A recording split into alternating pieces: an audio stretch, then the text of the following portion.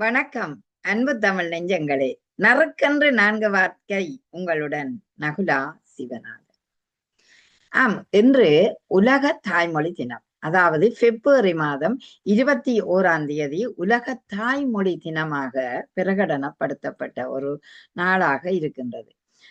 இப்பொழுது நாங்கள் பார்த்தோம்னா இந்த தாய்மொழி, அதாவது ஒரு குழந்தைக்கு தாய்ப்பால் எப்படியோ அதுபோலத்தான் தாய்மொழியும் ஒரு குழந்தைக்கு தேவையான ஒன்று. பாருங்கள், மொழிதான் வழியை எங்களுக்கு திறக்கிறது.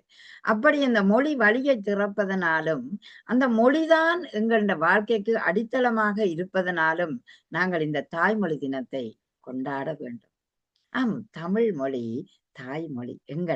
எங்கட தாய்மொழி எதென்று கேட்டால் அது தமிழ் மொழிதான் எங்கட தாய்மொழி. இந்த தாய்மொழி ஒரு சிந்தனைக்கு அடித்தளமாக இருக்கிறது. ஒரு மனிதன் எந்த மொழியில சிந்திக்கிறானோ அந்த சிந்தனை மொழி அவனுக்கு சிறப்பான தாய்மொழி ஆகிறது. அது மறக்க முடியாத ஒன்று. அதை எப்படி பார்க்கிறோம் என்றால், ஒரு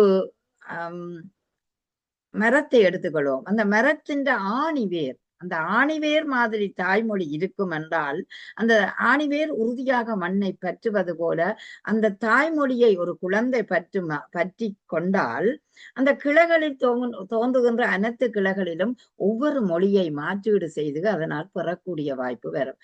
ஒரு இடத்துல பிரெஞ்சு, ஒரு இடத்துல இங்கிலீஷ், இன்னொரு இடத்துல லத்தீன் என்று அந்த பிள்ளைக்கு பல மொழிகளை கற்றுக்கொள்ள அது வாய்ப்பாக அமையும்.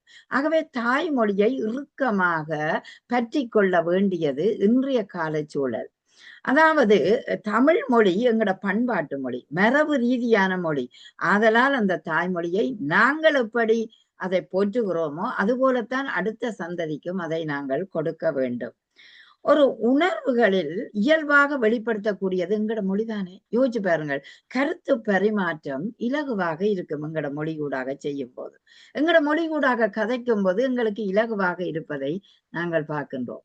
அதனால்தான் ஒவ்வொரு தாய்மொழியிலும் ஒவ்வொருதர் பேசிக்கொண்டால் அந்த கருத்து சரியாக சென்றடையக்கூடிய வாய்ப்பு வரும். என்ன, மொழிபெயர்த்து சொல்லுறது இன்னொரு பக்கம் அது. ஆனால் நேரடியாக சொல்லுகிறது அந்த தாய்மொழியின் தாற்பயத்தை உணர்த்தும்.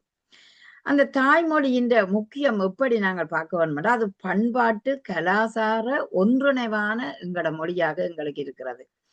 அதே நேரம் இன்றைக்கு அழிவின் விளிம்பில் தமிழ் இருக்கிறதோ என்று எண்ணக்கூடிய ஒரு மொழிகளில் ஒன்றாக இருக்கிறது. நிச்சயம் இருக்காது என்று நாங்கள் நம்புவோம். காரணம், புலம்பெயர்ந்த சூழலிலும் நாங்கள் அந்த தாய்மொழி கல்வியை குழந்தைகளுக்கு ஊட்டுகிறோம். ஏனென்றால் எங்களோட அடையாளம் காக்கப்பட வேண்டும் என்பதற்காக. தமிழ் மொழி நம் அடையாளம், அதை பாதுகாப்பது நம் கடமை அல்லவா? ஆதலால் தாய்மொழி தினத்தில ஒவ்வொரு குழந்தைகளுக்கும் தாய்மொழியின் தாற்பயத்தை நாங்கள் ஊட்ட வேண்டும். இதை நாங்கள் எப்படி பார்க்கிறோம்டா, இன்பத்தமிழ், இதயத்தமிழ், இன்றமிழ் அப்படி பார்த்தோம்னா எங்கட தமிழ் தேன் தமிழாக இருக்கின்றது. வண்டமிழ், தேன் தமிழ், நெத்தமிழ் என்றெல்லாம் பாடி இருக்கிறோம். அப்படி பார்க்க தேன் போன்ற இனிமையுடைய எங்கள் தமிழை அடுத்த சந்ததியாய எங்கள் குழந்தைகளும் எடுத்து செல்ல வேண்டும். அதற்காக நீங்கள் புலம்பெயர்ந்த சூழலில் வாழ்ந்தாலும் அந்த குழந்தைகளுக்கு இன்றே தாய்மொழியை ஊட்டுங்கள், நன்றே ஊட்டுங்கள். அது நாளை செழிப்பாகி பெரிய விருட்சம் ஆக்கப்படும். ஆகவே தாய்மொழி அடையாளம் காக்கும் மொழியினூடாக பேசுங்கள். வீட்டு மொழியாக தாய்மொழி இருப்பது சிறப்பு. அது அந்த குழந்தைக்கும் ஒரு மொழியை தெரிந்து வைக்கக்கூடிய வாய்ப்பு வரும். இதனால் பல இடங்களில் அந்த குழந்தைக்கு வழிகள் திறக்கப்படும். இன்றைக்கு தாய்மொழி தினமும் இந்த பிப்ரவரி 21 நாம் எல்லாம் தாய்மொழியை கற்று அதே நேரம் அதனை போற்றி அடுத்த சந்ததிக்கும் வளமாய் கொடுப்போமாக. நன்றி, வணக்கம்.